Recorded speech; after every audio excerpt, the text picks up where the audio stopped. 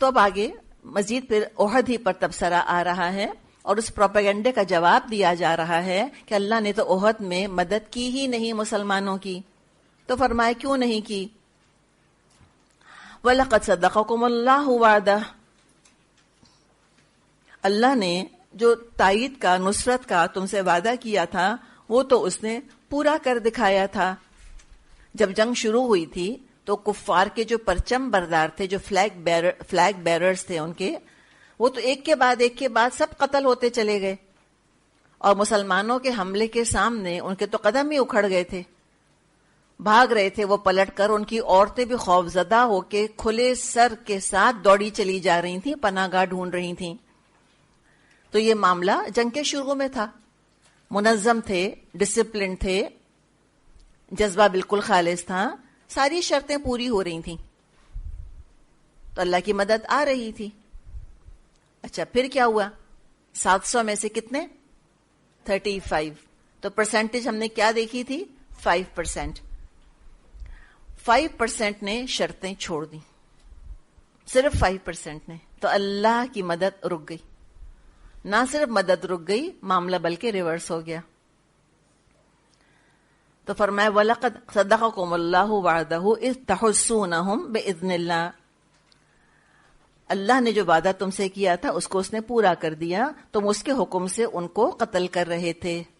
تَحُسُّونَهُمْ بِإِذْنِهِ، اللہ کے حکم سے تم قتل کر رہے تھے ان کو، یعنی کہ تم جنگ جیت رہے تھے. اب ہم کہیں کہ اچھا دیکھو اسلام کتنا بلڈ تھرسٹی ہے کہ تم تو چن چن کے قتل کر رہے تھے. بھئی یہ میدان جنگ ہے، تو میدان جنگ میں کوئی کمانڈر کیا حکم دیتا ہے فوج کو کہ بینڈیڈ لگانا جا کر؟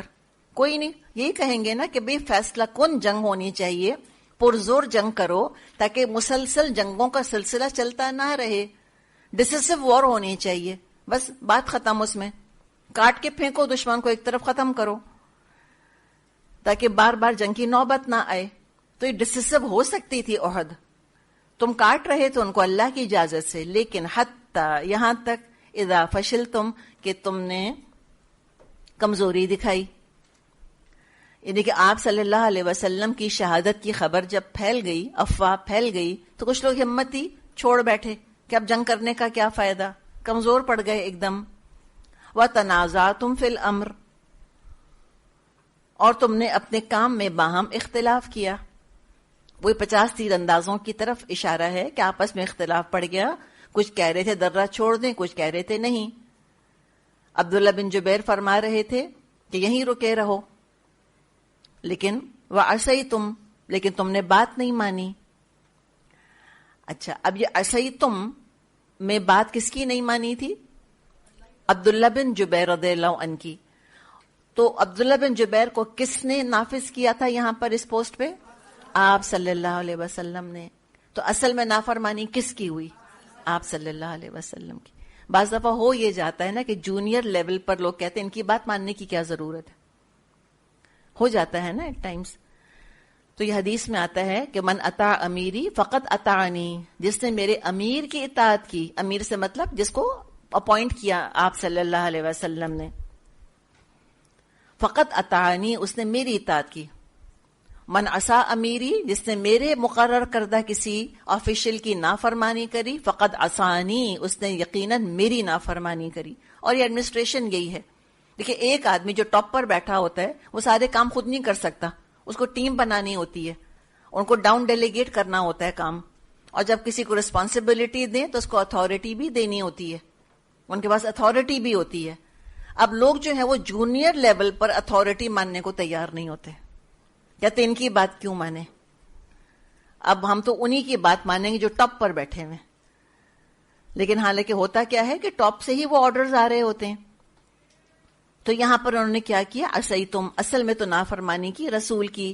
لیکن اللہ نے یہ نہیں کہا کہ عصیتم الرسول، تم نے تو رسول کی نافرمانی کی. کیوں نہیں کہا یہ؟ بتائیے ذرا. جی سوری، بات یہ ہے کہ اگر تو رسول کا بھی نام ساتھ لگا دیا جاتا تو پھر ڈانٹ ڈپٹ میں زیادہ سختی پیدا ہو جاتی. وہی جو آپ نے بات کہی کہ بہت زیادہ شرمندہ ہو جاتے پھر کہ واقعی رسول کی نافرمانی کی ہم نے.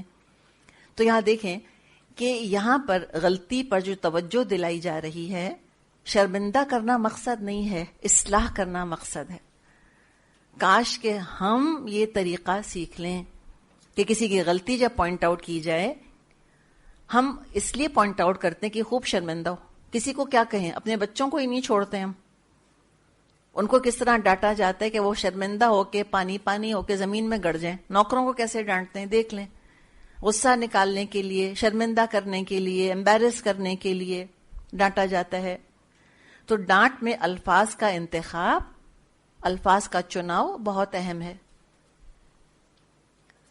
جو اصلاح کے لیے غلطی پوائنٹ آؤٹ کی جائے، جس کو کہ ہم ڈانٹ کہہ دیتے ہیں، یہ ایکچولی ڈانٹ ہے نہیں، یہ تو ساری کی ساری اصلاح کی ایک ایکسرسائز ہے جو کی جا رہی ہے. تو کسی کی غلطی پوائنٹ آؤٹ کرنے کے دو مقاصد ہوتے ہیں. ایک مقصد ہوتا ہے اپنا غصہ نکال کے، اپنی فرسٹریشن نکال کے خوب اس کو امبیرس کرنا. ایک یہ مقصد ہوتا ہے غلطی پوائنٹ آؤٹ کرنے کا. خود غصہ آ رہا ہوتا ہے، اس کو امبیرس کر رہے ہوتے ہیں، خود فرسٹریٹڈ ہوتے ہیں. ایک مقصد غلطی پوائنٹ آؤٹ کرنے کا کیا ہوتا ہے؟ اصلاح کرنا، کہ بھئی جو غلطی ہے وہ نظر آ جائے. اس میں بعض دفعہ سختی بھی کرنی پڑتی ہے، اگلے کو غلطی نظر ہی نہیں آ رہی ہوتی، تو مناسب الفاظ استعمال کرنے ہوتے ہیں اور آسان نہیں ہے. تو یہاں پہ بہت سخت الفاظ استعمال نہیں ہوئے، اس لیے کہ سننے والے کون تھے؟ منافق تھے کہ مومن تھے؟ مومن تھے. تو مومن تو ویسے ہی بہت جلدی شرمندہ ہو جاتا ہے، حساس ہوتے ہیں نا، ان کو اندازہ تھا، تو بہت سختی سے معاملہ نہیں کیا ان کے ساتھ. آپ صلی اللہ علیہ وسلم نے فرمایا تھا ان سے کہ لا تبرحوا مکانکم، ہرگز نہ ہلنا اپنی جگہ سے. ابقوا فی الجبل، اسی پہاڑی پر موجود رہنا. سواء کانت لنا او علینا، چاہے جنگ ہمارے حق میں ہو چاہے جنگ ہمارے خلاف ہو. اتنی کلیئر انسٹرکشنز دی تھیں آپ صلی اللہ علیہ وسلم نے، اور بخاری میں یہ موجود ہے روایت. تو وَعَصَيْتُمْ، پہ تم نافرمانی کر بیٹھے. کب؟ مِن بَعْدِ مَا أَرَاكُمْ مَا تُحِبُّونَ، کب؟ جو ہی وہ چیز اللہ نے تم کو دکھائی جس کی محبت میں تم گرفتار تھے. مِنْكُمْ مَن يُرِيدُ الدُّنْيَا وَمِنْكُمْ مَن يُرِيدُ الْآخِرَةَ، تم میں سے کچھ دنیا کے طالب تھے، کچھ آخرت کی خواہش رکھتے تھے. ثم صرفكم عنهم ليبتليكم ولقد عفا عنكم والله ذو فضل على المؤمنين، تب اللہ نے تمہیں کافروں کے مقابلے میں پسپا کر دیا تاکہ تمہاری آزمائش کرے. اور حق یہ کہ اللہ پھر بھی تم کو، اور حق یہ ہے اللہ نے پھر بھی تم کو معافی کر دیا، کیونکہ مومنوں پر اللہ بڑی نظر عنایت رکھتا ہے. کتنی خوبصورت بات جو ابھی ہم نے فائدے دیکھے تھے نا ایمان کے، کہ اللہ غلطیوں کو معاف کر دیتا ہے. اتنی بڑی غلطی احد کے میدان میں کہ 1450 برس بعد آج بھی ہم پڑھتے ہیں تو کتنی دکھن ہوتی ہے نا دل کے اندر، کہ کیوں ہٹے وہاں سے، کیوں ایسا ہوا. آج ہم کو تکلیف ہوتی ہے پڑھ کے، تو اب صحابہ کو سوچیں، وہ تو انگاروں پہ لوٹ گئے ہوں گے جب دیکھا ہوگا انہوں نے کہ یہ معاملہ ہوا، اور جن سے یہ غلطی ہوئی ان کا کوئی گلٹ ہم تو امیجن ہی نہیں کر سکتے کہ کیا تکلیف پہنچی ہوگی ان کو. سوچا بھی نہیں ہوگا انہوں نے کہ اس غلطی کی اتنی بڑی سمجھیں کہ ایک سزا ہے جو کہ ہم بھگتیں گے. تو کیا دیکھ لیا انہوں نے جو پسند آیا ان کو؟ مال غنیمت یا فتح، دونوں چیزیں ہیں. کچھ لوگ کہتے ہیں فتح، ان کو یہی تھا کہ بھئی اب تو مسلمانوں کو فتح ہو گئی ہے، تو یا تو فتح انہوں نے دیکھ لی تھی یا مال غنیمت. اور کس نے دکھایا؟ اراکم آیا، رآ نہیں کہا اللہ نے کہ تم نے دیکھ لی. اللہ فرماتا ہے کہ من بعد ما اراکم، اللہ نے دکھائی.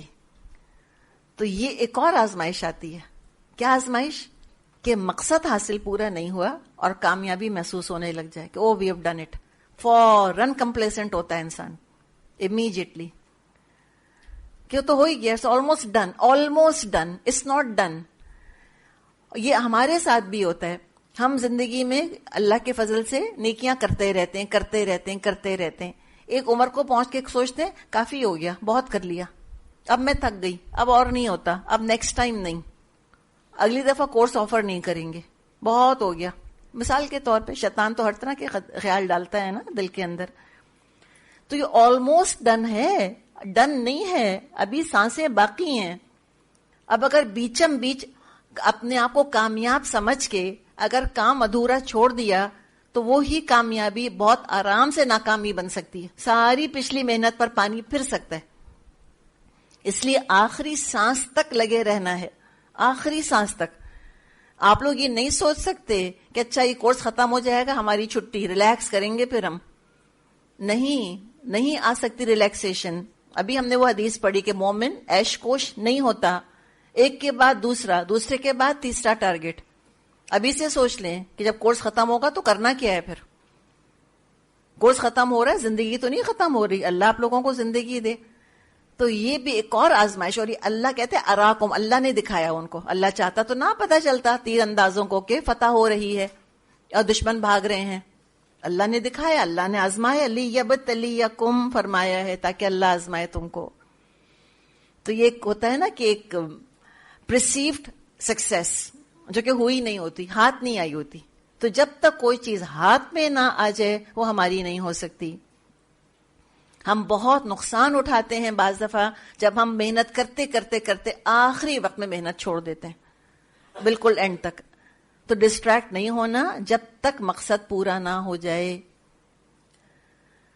تو جب من پسند چیز نظر آئی تو کیا ہوا؟ اللہ نے ان کو غنیمت سے بھی محروم کر دیا، نصرت سے بھی محروم کر دیا. خالی ہاتھ رہ گئے، کچھ بھی ہاتھ نہ آیا. تو بہت امپورٹنٹ لیسن ہے کہ ڈسٹریکٹ نہیں ہونا جب تک مقصد پورا نہ ہو جائے. تو فرمایا کہ کوئی بات نہیں، اللہ نے تم کو پھر بھی معاف کر دیا. تو اب مقصد کیا تھا ان کا؟ دراصل جو شاعر نے کہا ہے نا کہ شہادت ہے مقصود و مطلوب مومن، نہ مال غنیمت نہ کشور کشائی. کہ مومن تو چاہتا ہے کہ اللہ کی راہ میں کھپا دے، جان بھی دے دے، نہ مال غنیمت چاہیے نہ اس کو شہرت چاہیے. یہ مقصد نہیں ہے. تو ایک اسٹوڈنٹ ہونے کے طور پہ آپ کیا کہیں گی؟ آپ کا کیا مقصد ہے؟ جی کیا مقصد ہے؟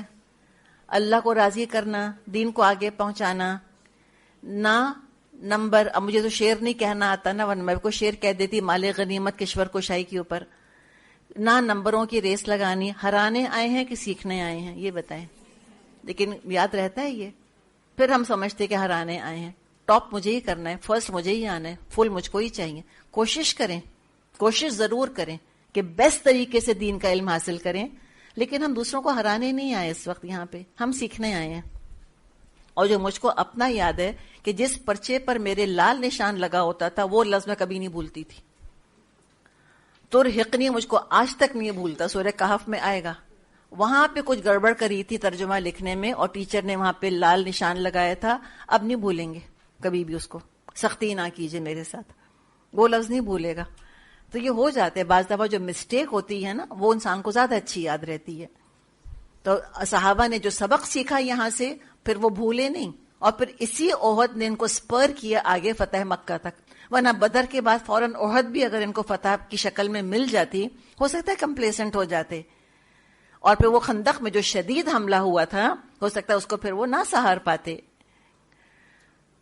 تو اللہ تعالیٰ نے فضل کیا. اب کیا ہوا؟ استسعدون، جب تم بھاگے چلے جا رہے تھے، ولا تلوون، اور تم مڑ کر نہیں دیکھتے تھے، الا احد کسی کی طرف، ورسول یدعوکم فی اخراکم، اور تمہارے پیچھے سے رسول تم کو پکار رہے تھے. تو یہ آپ صلی اللہ علیہ وسلم کی عادت مبارکہ تھی کہ آپ لشکر کی پشت پر ہوا کرتے تھے ٹو میک شیور کہ سب ٹھیک ہے. جب لشکر چل بھی رہا ہوتا تھا تو آپ آگے آگے نہیں ہوتے تھے، بعض دفعہ آگے ہوتے تھے، بعض دفعہ آپ پیچھے بھی آ جایا کرتے تھے.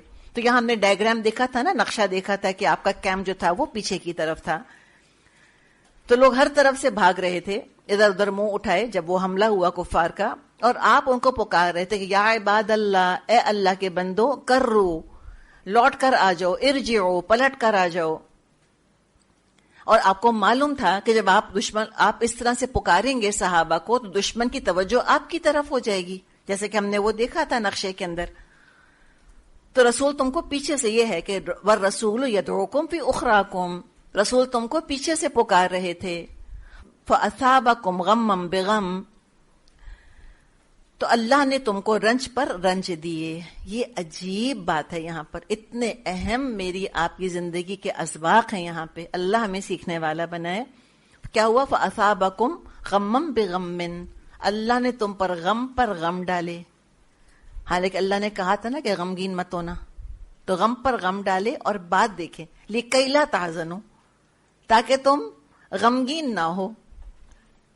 تم پہ غم پر غم ڈالے.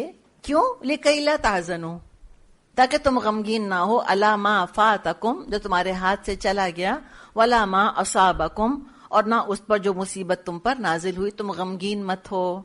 وَاللَّهُ خَبِيرٌ بِمَا تَعْمَلُونَ، تمہارے سب اعمال سے اللہ باخبر ہے.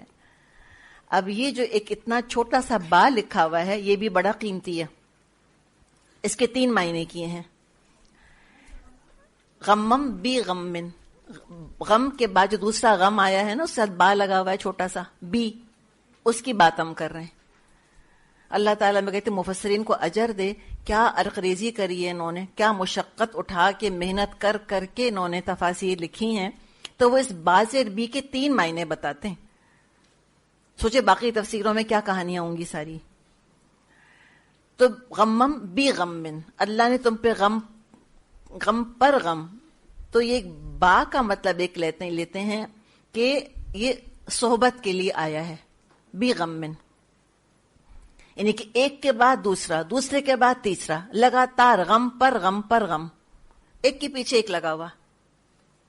کیا کیا غم ان پہ پڑے تھے، کیا کیا ان پہ مشکلات تھی. نمبر 1 دیکھیں، جب نکلے تھے نا احد کے لیے، اسی وقت سے دل میں کھٹک تھی.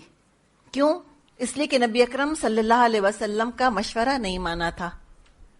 تو ریگریٹ تھی ان کے اندر آلریڈی. یہ وہ بدر کی طرح بالکل مضبوط سالڈ دل سے نہیں نکلے تھے. دل میں کھٹک تھی کہ ہم نے آپ صلی اللہ علیہ وسلم کی پریفرنس، آپ کی ترجیح کے خلاف اپنی بات منوا لی. نمبر 1. نمبر 2 پھر کیا ہوا تھا بتائیے؟ پھر کون سی مشکل پڑی تھی ان پر؟ عبداللہ بن ابی عین دشمن کے نظروں کے سامنے آ کر 300 لوگوں کو لے کے پلٹ گیا. پھر اور مشکل کیا آئی تھی؟ جیتی جنگ کی کایا پلٹی، غیر متوقع حملہ جو ہوا، 70 صحابہ کا شہید ہونا. پھر آپ صلی اللہ علیہ وسلم کی شہادت کی افواہ جو پھیلی، غنیمت کا ہاتھ سے چلا جانا، آپ صلی اللہ علیہ وسلم کا زخمی ہونا، نعت مبارک کا شہید ہونا. اتنا سخت آپ کے زخم سے خون بہہ رہا تھا کہ وہ کڑیاں جو ہیں وہ آپ کے گال کی ہڈی کے اندر دھس گئی تھیں آپ کی ہیلمٹ کی. ابو بکر رضی اللہ عنہ نے چاہا کہ ان کو پکڑ کر نکالیں، لیکن ابو عبیدہ بن جراح رضی اللہ عنہ، انہوں نے کہا ابو بکر سے کہ میں آپ کو اللہ کا واسطہ دیتا ہوں کہ آپ مجھ کو یہ کام کرنے دیں. تو انہوں نے آہستہ آہستہ اپنے دانتوں سے پکڑ کے وہ کڑی نکالنی چاہی. ان کا ایک دانت شہید ہوا اپنا ان کا اس کے اندر. پھر دوسری کڑی انہوں نے نکالی. تو آپ سوچیں گے جب وہ کڑیاں گال سے نکلی ہوں گی تو کیا خون کے فوارے نکلے ہوں گے آپ صلی اللہ علیہ وسلم کے. کسی طرح آپ کا خون نہ رکتا تھا، اتنا آپ کا خون بہا تھا کہ آپ پہ غشی طاری ہو گئی تھی. پھر فاطمہ رضی اللہ عنہا تشریف لائی تھیں، کسی طرح خون نہ بند ہو. پھر چٹائی جلا کر وہ چٹائی انہوں نے اس جگہ پر رکھی، تب کہیں جا کے وہ خون بند ہوا تھا. اور علی رضی اللہ عنہ پانی ڈال رہے تھے اس کے اوپر. تو سوچے نا کہ ہم سن کر ہمارا دل کرتا ہے کہ ہم رونا شروع کر دیں، تو وہ صحابہ کا کیا حال ہو رہا ہوگا. تو یہ ایک کیا آ رہا ہے، یہ با مصابحت کے لیے کہتے ہیں اس کو، صحبت کے لیے. یعنی ساتھ ساتھ بہت سارے غم پڑے تھے صحابہ کے اوپر. پھر ایک یہ با آتا ہے بدل کے لیے کہ غمم بی غمن. کیا مطلب؟ کہ تم نے رسول کی نافرمانی کرنے کی وجہ سے تم نے رسول کو دکھ پہنچایا، اس کے بدلے اللہ نے تم کو دکھ پہنچایا. تم نے رسول کی بات نہیں مانی. تو یہ با کس کے لیے ہو گیا؟ پہلا صحبت. نمبر 2 کس کے لیے؟ بدلہ. کہ رسول کو تم نے غم پہنچایا تو اللہ نے تم کو غم پہنچایا. تو آپ سوچ لیں کہ ہمارا کیا حال ہے امت کے طور پہ. رسول آج آ جائیں تو کتنے خوش ہوں گے ہم کو دیکھ کر، یا کتنے افسردہ ہوں گے. پھر ایک اور مطلب اس کا لیتے ہیں با کا، کہتے ہیں یہ با دراصل اللہ کے معنوں میں آ رہا ہے. یعنی کہ ایک سے بڑھ کر ایک غم تم کو پہنچا. یہ ہے ایک سے بڑھ کر ایک غم تم کو پہنچا. اس کا فائدہ کیا ہوا کہ لِكَيْ لَا تَحْزَنُوا عَلَى مَا فَاتَكُمْ وَلَا مَا أَصَابَكُمْ، تاکہ تمہارا غم کم ہو جائے. یہ عجیب فلسفی ہے، اس کو سمجھ لیں تو ہم کتنا اللہ کا شکر ادا کریں گے. دیکھیں یہ جو ہم نے کیا کہا کہ با کا مطلب کیا ہے؟ اللہ. ایک سے بڑھ کر ایک غم پہنچا. کیسے ہوا؟ فتح تو ہاتھ سے نکل گئی تھی، لیکن جب یہ پتا چلا کہ حمزہ شہید ہو گئے تو فتح کو بھول گئے. پہلا غم ہلکا لگنے لگ گیا دوسرے غم کے مقابلے میں. اچھا بعض دفعہ انسان سوچتا ہے کہ میرے ساتھ ایسا ہوگا نا میں تو مر جاؤں گی، ہوتا ہے نا. لیکن جب کوئی مشکل پڑتی ہے جس سے ہم ڈر رہے ہوتے ہیں، کیا ہم مرتے ہیں؟ کوئی نہیں مرتے. سہ جاتا ہے انسان، اس میں اسٹرینتھ پیدا ہو جاتی ہے، اور اس سے پچھلے والے غم جو ہیں وہ انسان کو ہلکے لگنے لگ جاتے ہیں. تو فتح ہاتھ سے جانا کم لگنے لگا حمزہ کی شہادت کی خبر کے مقابلے میں. پھر افواہ اڑ گئی کہ آپ صلی اللہ علیہ وسلم شہید کر دیے گئے. تو کیا ہوا ہوگا اس موقع پہ؟ اور حمزہ کی شہادت کو سارے بھول گئے ہوں گے کہ وہ غم ہلکا لگنے لگ گیا ہوگا بہت زیادہ اس کے مقابلے میں کہ آپ صلی اللہ علیہ وسلم شہید ہو گئے. تو یہ اللہ تعالیٰ بعض دفعہ جو متواتر پریشانیاں ڈالتا ہے تو انسان سختیاں جھیلنے کا عادی ہو جاتا ہے، غم کم ہو جاتا ہے، اسکن تھک ہوتی ہے انسان کی. جن پر کوئی مشکل نہیں پڑتی نا وہ سب سے زیادہ حساس اور سینسیٹیو ہوتے ہیں، اور وہ ڈرتے ہی رہتے ہیں اگر یہ ہو گیا تو کیا ہوگا، اگر وہ ہو گیا تو کیا ہوگا. پھر جب مشکلات آتی ہیں انسان کے اوپر تو حقیقت ہے کہ مومن جو ہے وہ ذہنی طور پہ زیادہ مضبوط ہو جاتا ہے، زیادہ اس کے اندر اسٹرینتھ آ جاتی ہے. اور یہ انسان کو تو پھر سخت جان ہونا ہے. ہم مومن ہوتے ہوئے، مجاہدہ ہوتے ہوئے ہم بہت زیادہ نازک مزاج نہیں ہو سکتی کہ ہر چیز سے ڈرتے رہیں. لائف ہیز ٹو گو آن. اور بعض دفعہ ایک بڑا غم جو ہے وہ پچھلوں کو ساروں کو بلا دیتا ہے. اور کسی نے کہا نا کہ سب سے بڑا غم جس کو لگ جائے آخرت کا غم، تو دنیا کے سارے غم ہلکے ہو جاتے ہیں اس کے لیے. پھر ہر غم جب انسان پہ پڑتا ہے انسان کہتا ہے کہ ہاں اللہ نے میرے گناہ معاف کرے نا، اللہ کیا سکھا رہا ہے مجھ کو اس سے. تو یہ ہے کہ غم پر غم ڈالے لِكَيْ لَا تَحْزَنُوا عَلَى مَا فَاتَكُمْ، تاکہ تمہاری اندر ایک اسٹرینتھ پیدا ہو، تم بہت زیادہ غمگین نہ ہو، تم کرش نہ ہو جائے کرو. یہ دیکھیں کہ صحابہ نے ہجرت کری، اپنے خاندان چھوڑے، اپنے مال چھوڑ دیے، اتنی مشکلات اٹھائی، وہاں کو مارا اور پیٹا اور کیا کچھ نہیں کیا مشرکین نے ان کے ساتھ. بلال کی مثال لے لیں یا خباب کی مثال لے لیں رضی اللہ عنہما. یہ بتائیں کہ یہ مینٹل کیس کیوں نہیں بن گئے، یہ ساتھ ڈپریشن میں کیوں نہیں چلے گئے؟ یہ بتائیں.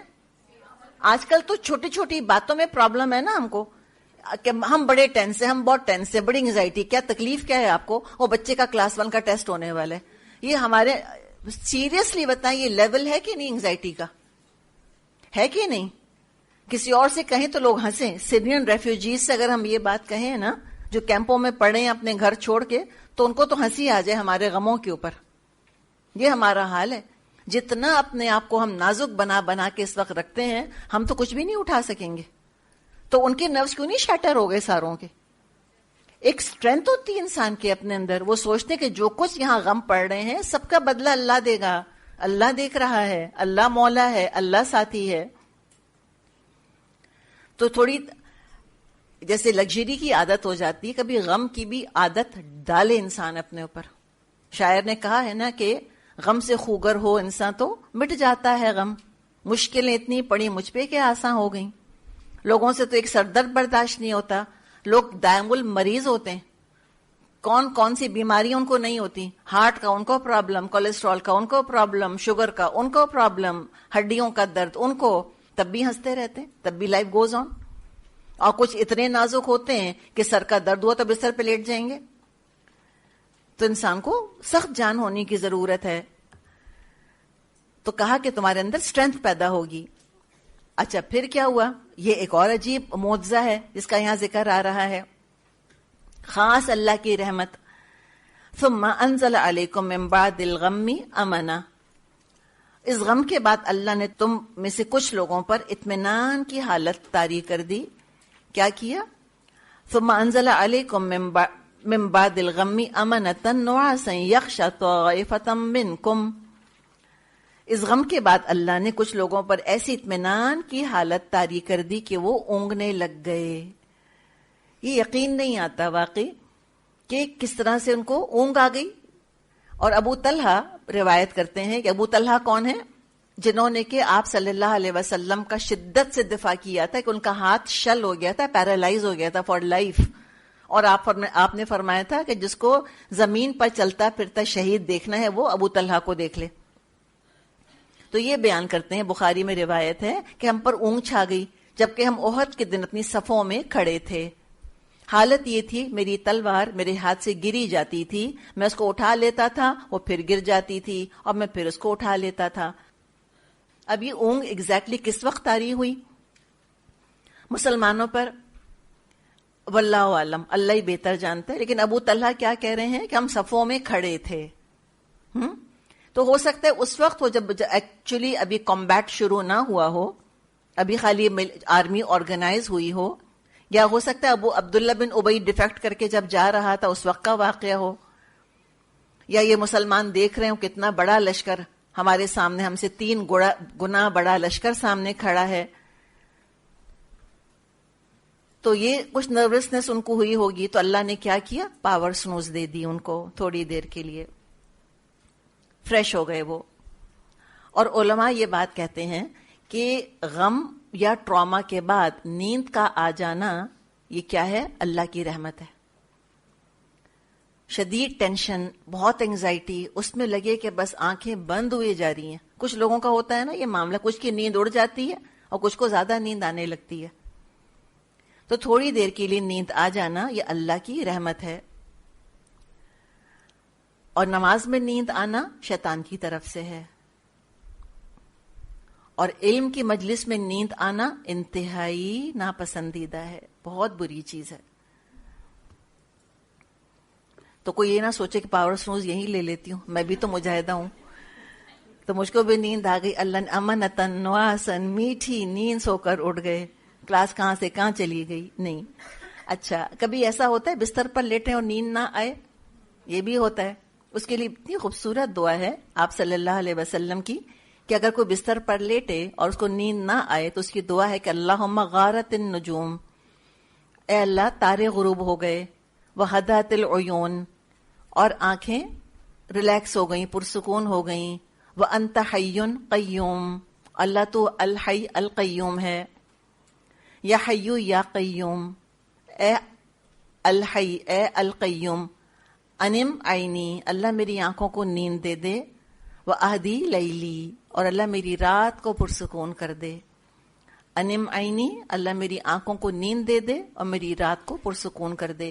اس کے علاوہ اور بھی دعائیں آپ کو ملیں گی کہ رات کے اگر نیند اچٹ جائے تو یہ دعائیں مانگ سکتے ہیں. تو اللہ نے مومنوں کو تو ریلیکس کر دیا. اور کیا ہوا؟ وَطَائِفَةٌ قَدْ أَهَمَّتْهُمْ أَنفُسُهُمْ يَظُنُّونَ بِاللَّهِ غَيْرَ الْحَقِّ ظَنَّ الْجَاهِلِيَّةِ، مگر دوسرا گروہ جس کی ساری اہمیت بس اپنے مفاد کی تھی، اللہ کے متعلق طرح طرح کے جاہلانہ گمان کرنے لگ گئے جو سراسر خلاف حق تھے. یہ دوسرا گروپ تھا منافقوں کا. وہ زیادہ پریشان ہو گئے. جو جان بچا کر بھاگ رہے تھے ان کی نیندیں اڑ گئیں. عجیب پیراڈاکس ہے، عجیب تضاد ہے. دیکھیں، جو جان مال وقت قربان کر رہے ہیں وہ ریلیکس ہیں، مطمئن ہیں، اور جو جان مال وقت بچا کر بھاگ رہے ہیں وہ پریشان ہیں. کیا بات اللہ نے فرمائی ہے. حالانکہ الٹا ہونا چاہیے تھا، مگر حقیقت ہے، بات یہ ہے کہ جب انسان کا ضمیر مطمئن ہوتا ہے اندر سے انسان پرسکون ہوتا ہے. جو اس وقت گھر جا کے آپ کو تھوڑی دیر کی مزے کی نیند آتی ہوگی نا، وہ ایسے نہیں آتی انسان کو. تو مطمئن ضمیر کے ساتھ اپنی ذمہ داری ادا کر کے اللہ سے سچا بن کے جیسے کہ انسان سوتا ہے، اس کی بات ہی کچھ اور ہوتی ہے. اور جب دھوکے بازی اور خیانت اور جھوٹ اور بے ایمانی اور بے وفائی کا اور دھوکے کا گلٹ ہو تو ضمیر کا چوکے دے رہا ہوتا ہے، پھر بے سکونی رہتی ہے انسان کو. تو وہ طرح طرح کے منافق گمان کر رہے تھے، ان اسلامک تھاٹس، ظن الجاہلیہ. مثلا کیا خیال آ رہے ہوں گے منافقوں کو اس وقت کہ بڑی غلطی کری اسلام قبول کر کے، کرنا ہی نہیں چاہیے تھا ہم کو یہ کام، ہم تو مارے گئے، اب تو کفار چھوڑیں گے نہیں. بلکہ بعض نے تو کچھ بات چیت بھی شروع کر دی تھی کہ چلو چل کے ہم کفار سے پناہ مانگ لیتے ہیں، ان سے کچھ اپنی دوستی کر لیتے ہیں. تو یہ آنےسٹ تھکن جو ہے، آنےسٹ محنت کر کے جو انسان کو آتی ہے وہ ریلیکس کر دیتی ہے، اور جو گلٹ کی اور کام چوری کی تھکن ہوتی ہے وہ اور بے آرام بے سکون کرتی ہے. تو فرمایا کہ وہ تو برے برے گمان اللہ سے کر رہے تھے اور بہت سخت پریشان تھے. یقولون کہہ رہے تھے حل لنا من الامر من شیء، کہہ رہے تھے اس کام کے چلانے میں ہمارا بھی کوئی حصہ ہے. ابھی ان کی اریٹیشن کہ ہماری بات کیوں نہیں مانی، ہم نے کہا تھا کہ مدینے کے اندر رہ کر دفاعی جنگ لڑی جائے تو ہمارا مشورہ کیوں نہیں مانا. یہ منافق کا ایک اور پرابلم ہوتا ہے ایگوز کا، کہ مشورہ دینے کو یوں سمجھتا ہے کہ بس میں نے حکم دے دیا، اس کا مشورہ نہ مانے انسلٹ فیل کرتا ہے. تو کہا کہ کیا ہمارا بھی کوئی معاملہ ہے، کوئی ہماری بات بھی مانے گا یا نہیں مانے گا. تو کیا کہلوا دیا، قل اے نبی صلی اللہ علیہ وسلم فرما دیجئے ان الامر کلہ للہ، سارے کا سارا معاملہ اللہ کے اختیار میں ہے، کوئی تمہارا حصہ نہیں.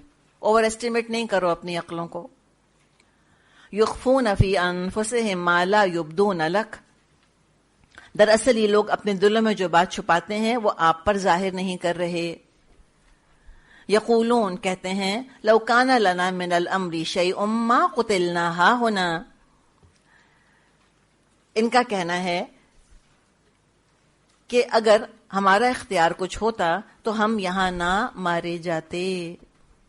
یہ ان کا کہنا تھا. لو، کاش، کاش کہ ہماری بات مان لی ہوتی تو یہ نہ ہوتا.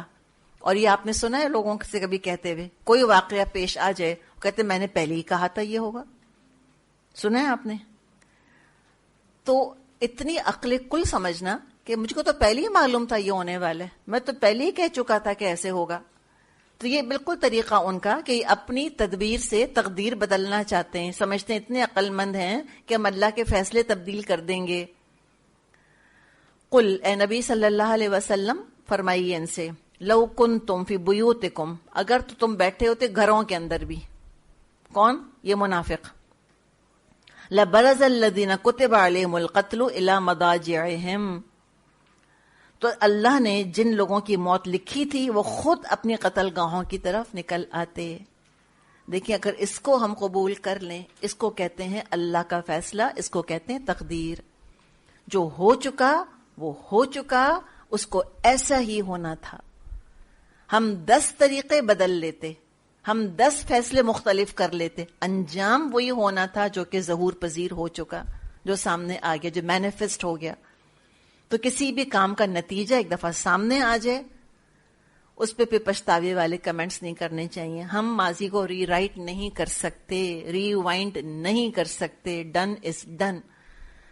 کہتے ہیں نا اپنے آپ کو معاف کر دیں، جسٹ لیٹ اٹ گو، چھوڑ دیں، بخش دیں اپنے آپ کو. ہم نہیں بخشتے اپنے آپ کو، نہ دوسروں کو بخشتے ہیں. اپنی پرانی غلطی کو یاد کیے جاتے ہیں کہ ہائے کاش ایک دفعہ وقت لوٹ آئے تو اب ایسے نہیں کریں گے، ایسے کریں گے. اگر وقت لوٹ بھی آتا، تم کو سیکنڈ چانس بھی مل جاتا، تم اس سے مختلف فیصلہ بھی کر لیتے، انجام پھر یہیں ہوتا، پھر یہیں کھڑے ہوتے تم آ کر جہاں آج کھڑے ہو. تو بس ٹھنڈک پڑ جاتی ہے کہ نہیں انسان کو. الحمدللہ. اب آگے کی بہتری کا سوچے نا انسان، بجائے کہ پچھلی چیز کو جو ہے وہ روتا پیٹتا رہے. تو فرمایا کہ گھروں میں بھی تم اگر ہوتے تو جن کے لیے قتل لکھ دیا گیا تھا وہ اپنی اپنی قتل گاہوں پر پہنچ جاتے. وَلِيَبْتَلِيَ اللَّهُ مَا فِي صُدُورِكُمْ، یہ اس لیے ہوا کہ جو کچھ تمہارے سینوں میں پوشیدہ ہے اللہ اس کو آزما لے، منافقوں کا کھوٹ زبان سے باہر نکل آئے،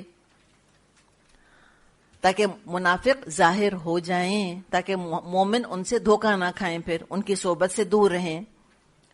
وَلِيُمَحِّصَ مَا فِي قُلُوبِكُمْ، اور جو کھوٹ تمہارے دلوں میں ہے اللہ اس کو چھانٹ دے، مومنوں کو پاک صاف کر دے، دلوں کو پاک کر دے بالکل. اگر کوئی غرور یا کوئی سینس آف انٹائٹلمنٹ آنے لگ گیا تھا کہ ہم تو مومن ہیں، ہم تو ہمیشہ جیتیں گے، وہ سب ٹھیک ہو جائے. واللہ علیم بذات الصدور، اللہ دلوں کا حال خوب جانتا ہے. تو اللہ تعالیٰ سے دعا بہت کرنی چاہیے کہ اللہم انا نعوذ بک من شرور انفسنا، اللہ ہم تیری پناہ میں آتے ہیں اپنے نفس کی شرارتوں سے. یہ خطبے کے اندر آتا ہے نا، نعوذ باللہ من شرور انفسنا، ہم اللہ کی پناہ میں آتے ہیں نفس کے شر سے. ومن سیئات اعمالنا، اور اپنے گناہوں سے اور اپنے برے اعمال کے نتیجے سے اللہ ہم تیری پناہ میں آتے ہیں. اللہ جانتا ہے سینوں کے راز. ان الذین تولوا منکم یوم التقى الجمعان انما استزلهم الشیطان ببعض ما کسبوا وَلَقَدْ عَفَا اللَّهُ عَنْهُمْ إِنَّ اللَّهَ غَفُورٌ حَلِيمٌ. تم میں سے جو لوگ مقابلے کے دن پیٹھ پھیر گئے تھے، ان کی لغزش کا سبب یہ تھا کہ ان کی بعض کمزوریوں کی وجہ سے شیطان نے ان کے قدم ڈگمگا دیے تھے. اللہ نے ان کو معاف کر دیا. اللہ بہت درگزر کرنے والا اور بردبار ہے. تو پیچھے بھی اللہ نے کہا وَلَقَدْ عَفَا عَنْكُمْ، یہاں بھی اللہ تعالیٰ نے فرمایا وَلَقَدْ عَفَا اللَّهُ عَنْهُمْ، کہ مومنوں سے غلطی ہو سکتی ہے لیکن اللہ معاف کرتا ہے. اس سے بڑا ایمان کا مجھے بتائیں اور کیا فائدہ ہوگا. تو جو یہاں پر بات کی گئی کہ شیطان نے قدم ان کے ہلا دیے تھے، بعض ان کی کمائی کی وجہ سے. کچھ خطائیں ماضی میں ہوتی ہیں جو انسان کے قدم ہلا دیتی ہیں، یا بعض کمائیاں ایسی ہوتی ہیں جو کہ 100% حلال نہیں ہوتی، اس کی وجہ سے بھی ایمان میں کمزوری آ جاتی ہے. تو یہ کسبو جو آیا ہے یہاں پر، یہ دونوں طرح آیا، معاش کے لیے بھی اور اعمال کے لیے بھی. تمہاری کمائی میں سے کچھ مسئلہ تھا یا تمہارے اعمال میں کوئی مسئلہ تھا. اور کن کا ذکر ہے؟ تولوا منکم، کون ہے یہ؟ کون لوٹ گئے تھے؟ ایک تو تیر انداز تھے، وہ الگ ہیں. یہ کون ہے؟ صحابہ، جنون صحابہ جو کہ کنفیوژن میں مدینے کی طرف چلے گئے تھے. ان کا بھی گلٹ آپ سوچیں کہ کاش وقت واپس آ جائے، پھر ہم نبی اکرم صلی اللہ علیہ وسلم کا دفاع کریں، ان کو کوئی زخم نہ لگنے دیں. کیوں ہم نے ایسا کیا؟ تو اللہ نے معاف بھی کس کو کیا ہوگا؟ جس کے دل میں خود شرمندگی، ندامت، افسوس، پچھتاوا تھا. لوٹ کے تو منافق بھی چلے گئے تھے، اللہ نے کیا ان کو معاف کیا؟ ہرگز بھی نہیں. لوٹ کے جانے والی 2 جماعتیں تھیں، ایک منافقوں کی، ایک مومنوں کی. دیکھنے میں ایک جیسا معاملہ، لیکن زمین آسمان کا فرق تھا. منافق کو کوئی افسوس نہیں تھا، ان کے تو ہم پڑھ رہے ہیں سارے ان کے جو تبصرے ہیں، دل جلانے والے، پچھتاوے والے. تو اللہ نے ان کو تھوڑی معاف کیا، یہ تو مومنوں کی بات کی جا رہی ہے.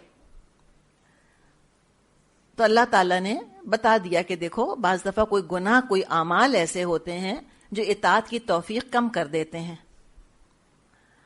علماء کہتے ہیں کہ ہر نافرمانی کفر کا پیغام لے کر آتی ہے. ہر نافرمانی یہ انسان کے قدم ہلا دیتی ہے اور نیکیاں مزید نیکیوں کی طرف لے کر جاتی ہیں. تو یہ کیا ہوا؟ اللہ نے معاف کر دیا، یعنی اللہ نے کلین سلیٹ کر دی. اے مومنو، تمہاری پچھلے تمام گناہوں کا کفارہ بن گئی احد کی مصیبت. جو پچھلا تم نے کیا تھا سب بخش دیا اللہ نے. اللہ نے معاف کر دیا. تو پتہ کیا چلا؟ انسان کتنا بھی نیک ہو، چاہے رسول کی صحبت میں ہو، چاہے خلوص کے ساتھ اللہ کے دین کے لیے جد و جہد کر رہا ہو، خطا اور غلطی ہو سکتی ہے. اس سے اس کو نقصان پہنچ سکتا ہے اس کی غلطی سے. اور چند لوگوں کی غلطی کا خمیازہ بہت سے لوگ بھگتتے ہیں. لیکن کوئی بات نہیں، بس تم اللہ کی طرف ایک دفعہ لوٹ آؤ. وَلَقَدْ عَفَا اللَّهُ عَنْهُمْ، اللہ نے ان کو معاف کر دیا. إِنَّ اللَّهَ غَفُورٌ حَلِيمٌ، اللہ بہت درگزر کرنے والا بردبار ہے. جب اللہ درگزر کرتا ہے تو غلطی کرنے والوں سے ہم بھی